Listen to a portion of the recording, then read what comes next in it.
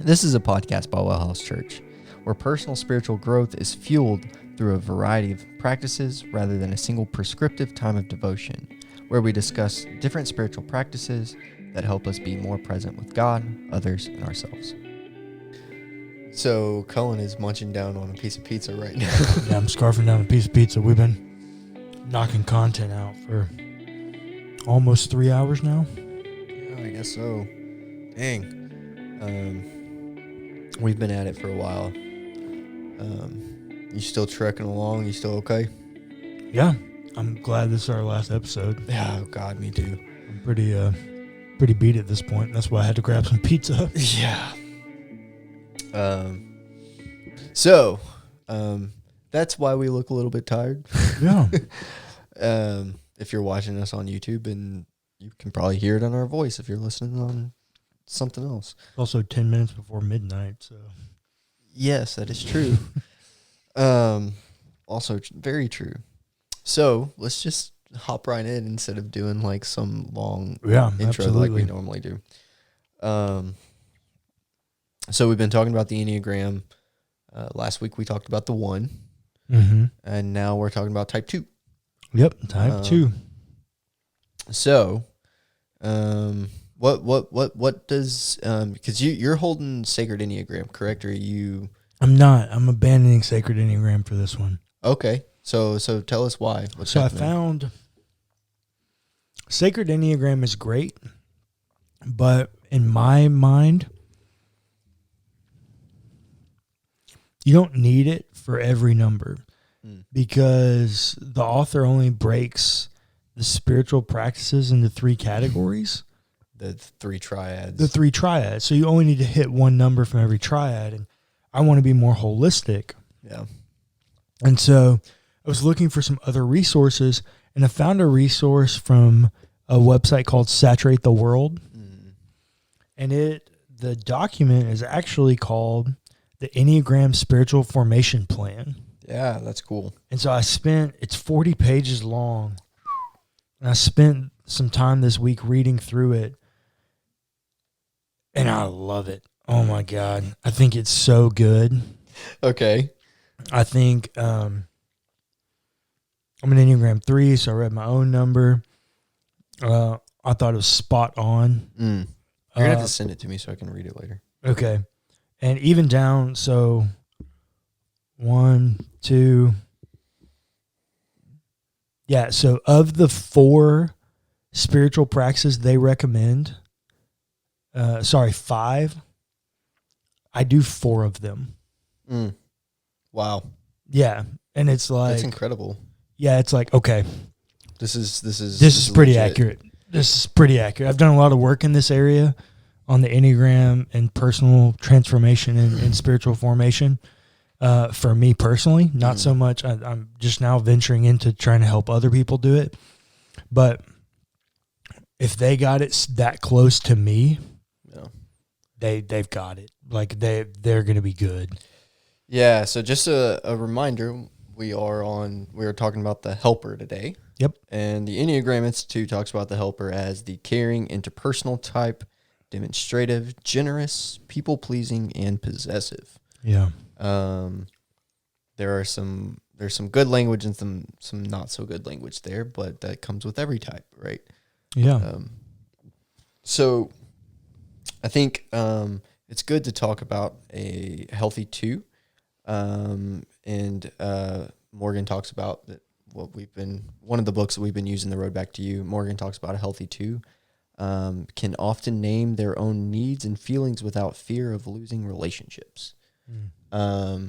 Whereas on the other side of that, an unhealthy 2, it cannot do that, right? It cannot. They're incapable. They're doing things, they're helping because they need to feel loved.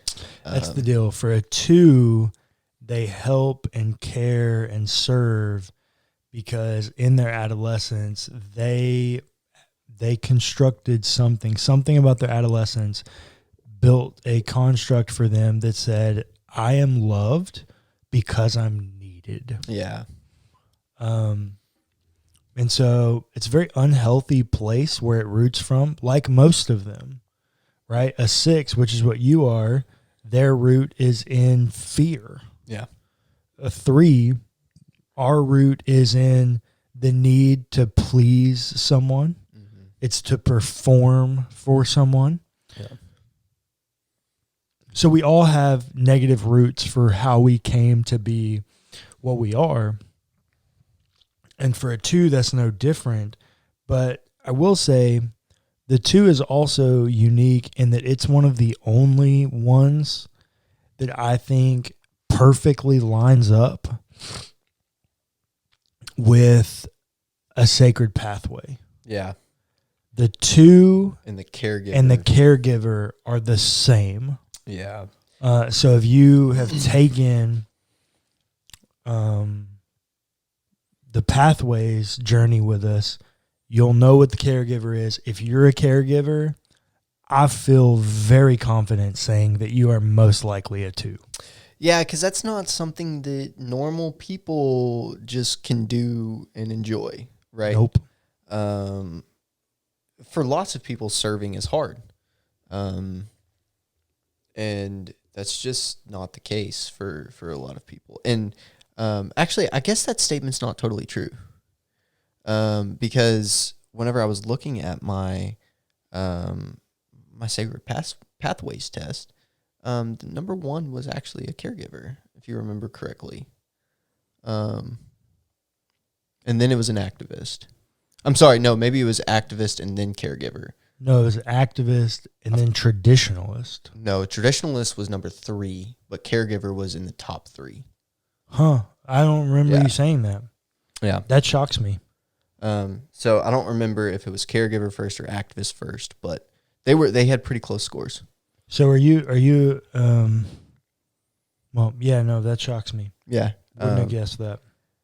And I think maybe it's because like I've got this different idea from coming from a social work perspective of valuing service. Maybe so. So I don't know. But so maybe that's not always true that like if you're a caregiver you're a 2, but like it's very likely at least. But anyways, so 2s like to care, they like to help, they like to do things. And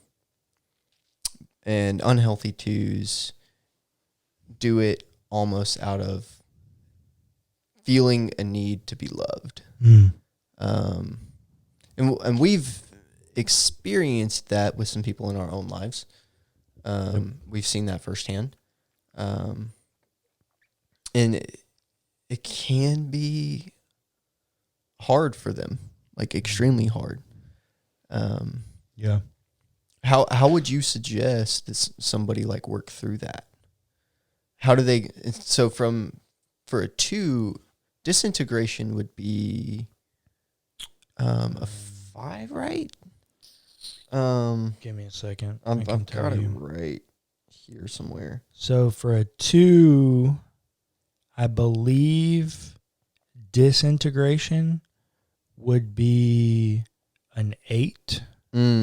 And integration would be a 4. Okay. My diagram in front of me doesn't have the arrows to help me know that. I'm looking stress and secure. Okay, so 2s in stress take on the characteristic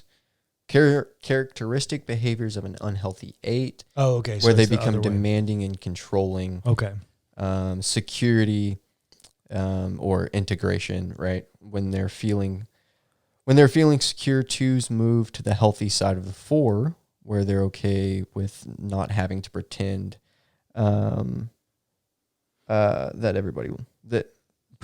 not having to pretend they love everybody. Yeah. Yeah. Which is a healthy place to be for anyone. Not just a 2. Like having this kind of like, I'm sorry that you don't like me, but I am who I am kind of attitude is a really healthy place to be. Yeah, it is, and it can be. I will say, I think 2s are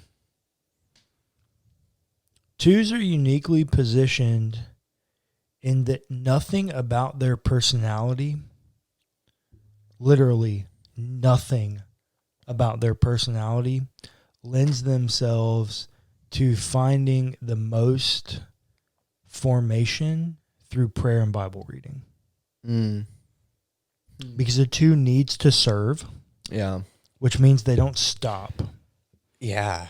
And when you're serving, you really can't read your Bible. You could pray, but a lot of times, for me, when I think about a two, the epitome, or maybe not the epitome, but one of the best characteristics, or one of the best biblical characters we see that's an Enneagram 2 in my mind is Martha. Yeah. And if you remember the story of her and Mary, Mary's sitting at the feet of Jesus and Martha's running around serving, trying to feed all these people that are in her house. And she gets upset at Mary and actually is quite kind of rude. Quite forceful with Jesus about how he's not doing his job and correcting Mary for not helping her. Yeah. Not helping Martha. And that's an Enneagram 2. They think that they have to be needed. So they make themselves, they formulate places where they're needed. Yeah. But then when the stress becomes too much, they get to an unhealthy place, which totally makes sense why their unhealthy place is an 8. Right. And we see that in Martha, right? She confronts Jesus. She challenges Jesus. And so with all of that, I think the 2 really struggles in traditional understandings of Christian formation because nothing about their personality lends itself to that being a natural response for growth. No, and it's so funny that you say that, because what Morgan talks about when he talks about the famous 2s, he talks about Mother Teresa and Archbishop Desmond Tutu. So, like, these are, like, obviously people who read their Bible and, like, pray, right? But they're also known for serving. So read those people again. Who were the famous 2s that Ian says? So he says Mother Teresa, Archbishop Desmond Tutu, and then Princess Diana, which I thought was kind of funny. In Saturate the World, their document, they named some famous 2s. Barnabas. Okay. Mother Teresa. Oh, so, okay, some overlap. Elvis Presley, which I don't know enough about Elvis. I mean, he was a bit philanthropic, so I guess that makes sense. Madonna, which I don't know enough about. I don't know about a lot of these people to know. Dolly Parton. So Dolly Parton, definitely. I can totally see that. Danny Glover. So we talking about young Danny Glover? I have no idea. It just says Danny Glover. So I don't know if we're talking about Childish Gambino here. Oh, no, I don't think so. I think maybe more like Murtaugh. Yeah. Yeah, I don't know much about Murtaugh Danny Glover. Bill Cosby, which I can totally tell you that's accurate. Absolutely, Bill Cosby. He did so much service and activism around the civil rights movement. He's absolutely a 2. I reserve my opinion. That's fine. And then lastly, Mr. Rogers. Yeah, I can see that. And so I think there are some pretty good examples of famous 2s, but for Saturate the World here, I want to see. Yeah, I want to be able to call them something other than saturatetheworld.com, but that's all they say on their document. So from here on out, if we talk about Saturated World is what it's called. Yeah. Or Saturate the World. Or Saturate the World. We might just refer to them as Saturate. Yeah, maybe. I don't know. We'll find a way to do it. They break up their practices into 2 categories, and they call them downstream and upstream. Okay. And the downstream practices are the ones that come natural to you. Mm-hmm. And the upstream practices are the practices that are more challenging because, specifically for this, They confront the false self or flesh. Oh. Ooh. So it's like if you've ever listened to Sean Palmer talk about something that they do at his house with his family, they give away the Ennie Award, and they can give it to one another if they see someone acting outside of the way their number thinks that they should act, because it means that they're finding healthy, another new way to express themselves. They're at least acting as if they know that they can be loved without needing to act the way they've been told they have to act. And so for a 2, the 2 downstream practices that these people give is obviously hospitality and service for category number 1. But the second one is spiritual friendship.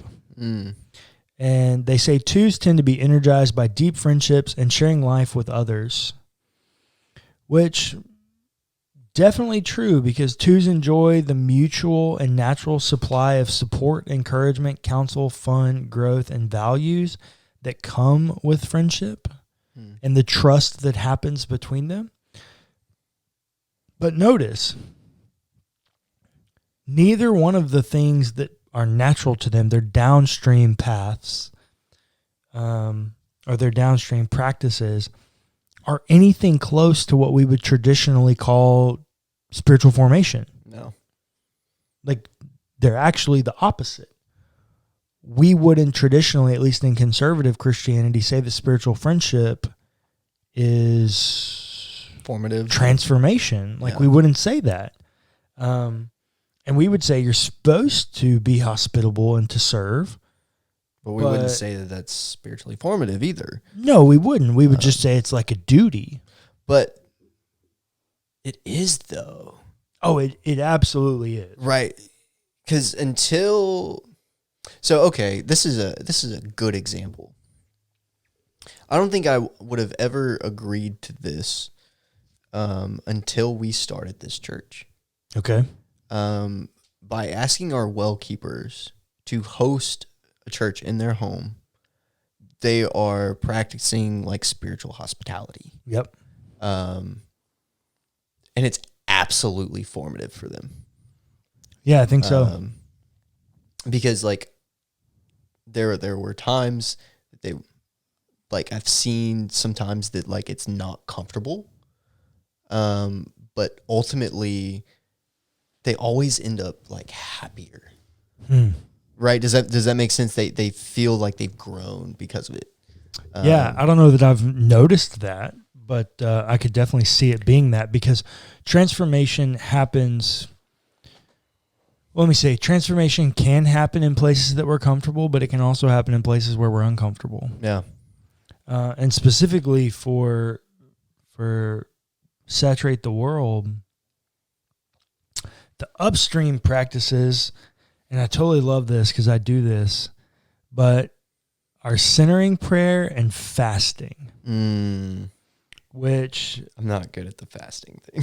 So we have a 2 that's near and dear to our heart, someone that we're both deeply close to. Yeah. And this person never does well fasting. No. It is actually very, very hard for this person. And there are some funny stories that come from that person fasting. Saturate the World says, the discipline of fasting is good for 2s because it helps ground them in the reality of God and helps them live consciously aware of His presence. Awakening their inner hunger for God is a way of reinforcing that God is enough and that He's faithful to have met their deepest need in Christ. Which, if you think about a 2, that makes sense. They normally go without so that others can go with, right? Yeah. That's the whole service piece. But here, they're going without in order to better understand that Jesus thinks they're enough, even when they're not doing the thing they think they need to do.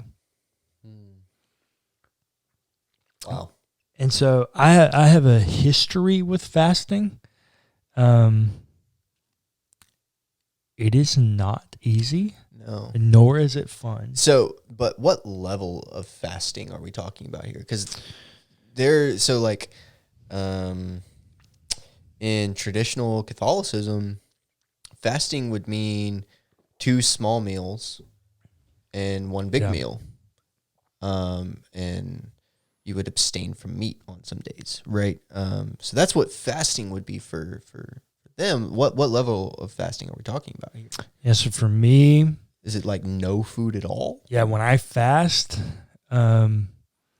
because, maybe there's a precedent for the Daniel fast. Mm-hmm. I don't totally think Daniel's fasting when he's doing that, so I don't think it's totally 1-to-1. But I'm willing to make space for that. And fasting in general, the premise, I'm willing to make space for that as well. Yeah. Just in general, the idea of sacrifice.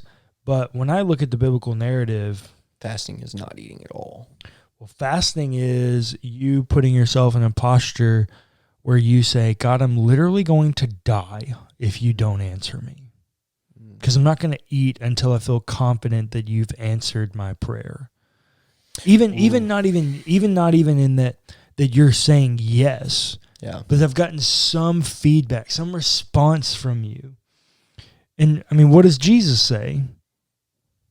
Some things only come through prayer and fasting. Yeah. There's a level of reliance upon God in fasting that for me just says like, God, this is so important to me. I'm putting my life in your hands, that if you don't answer me, I'm going to die. So for me, whenever I fast, and I've done some very long fasts. The longest one, I've done an 18-day fast. Wow. And for me, the only thing that I drink when I do fast is coffee and water. I even take alcohol out because alcohol has sugar. Right. And so for me, it's just coffee and water. Or I guess I would drink tea too if like I was at lunch and just wanted some, like if I had to go with someone to lunch, right. I would drink tea if I wanted something. But so I've done an 18-day fast. I always do no food. I haven't ever really gotten into like other forms of fasting. And it's not easy. And I could totally see, knowing it too, how that would be both beneficial and a real struggle. Yeah. So the fasting that I've done has been the more Catholic kind of form of fasting through the Lent period. And that, I gotta tell you, like that stuff ain't easy either, right? Yeah. Like it's extremely difficult. Yeah. And I almost wonder in some ways if it's a different kind of difficult because like you can eat some, but you have to cut yourself off. Yeah. And so like, yeah, I can totally understand as well, like the idea of having to give up, could be good and also harmful to it too as well. Yeah. I think, and moving on to the other upstream practice for a 2 is the centering prayer. And this is really interesting because 2s have this incessant need to be doing. And even Saturate the World makes this connection. A centering prayer puts you at a place where you're supremely still. You're centering yourself back to baseline. So commonly we would do this like when anxieties get high. And we would go through a centering prayer where we bring ourselves back to baseline. Think deep breaths, very meditative kind of centering prayer. And Saturate the World actually puts it in the construct of Mary and Martha. But the centering prayer is the posture that Mary takes, not Martha.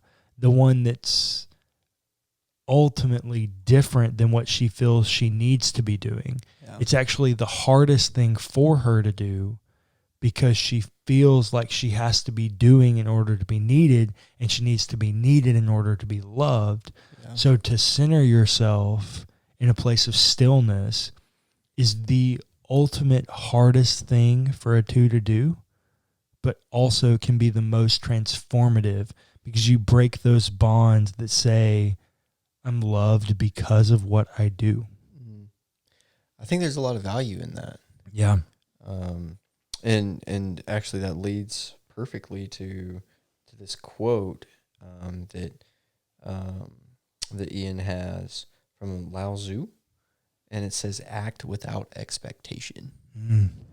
If you're a two, honestly, if you're anyone, actually,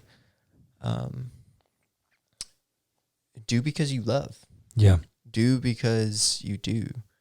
Don't do because you want to be loved. You want to feel loved. Because that is a very unhealthy place to be. Yeah. I want to leave us with this final piece here. Saturate the world at the end. I'm going to link this in the show notes because I really do think it's helpful. And there's a lot of extra things in here that we don't have time to go into each and every week, but I do think they can be helpful to the listeners. But they end every number with this box at the end, and it says, the gospel, whatever number needs to believe. So I want to read this to you, and this will be where we end. The gospel twos need to believe. Because Jesus' grace is sufficient, I am free to assume the posture of a child, admit my neediness, and walk in humility. His grace is sufficient for me, so I don't have to feel shame related to my needs and weakness. And in Christ I have a high priest who is able to sympathize with me. Since Jesus became man, in essence, Jesus became needy so that I can be needy with him without the feeling of shame. The incarnation and the cross tell me how much he wants me.